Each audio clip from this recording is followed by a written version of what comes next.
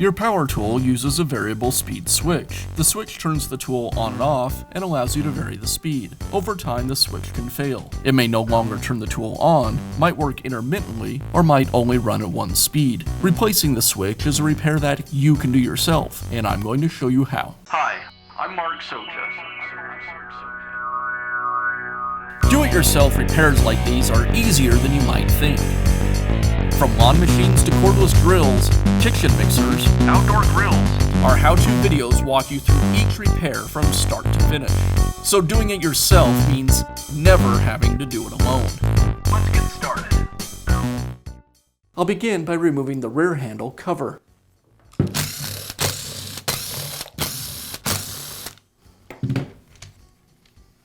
Now I have access to the switch. First, I'll remove the wires that lead to the motor. These are a trap door style of fastener. I'll use a pin to release the wire. I place the pin next to the wire and insert it into the switch.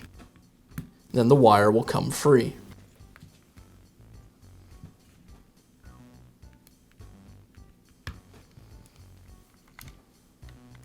Next, I'll remove the cord wires. They're secured with a couple of screws.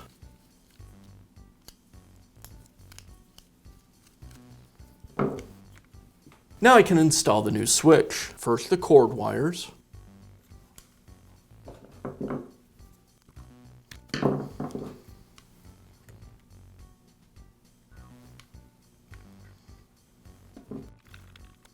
And now the motor wires. The motor wires just press into the connectors.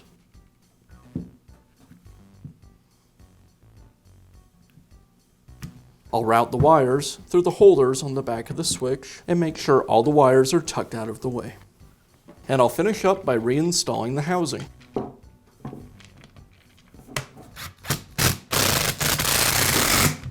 And that's all it takes to replace the switch on your power tool. Be sure to check back often for new videos and expert advice. If you found this video helpful, give us a thumbs up. And leave a comment.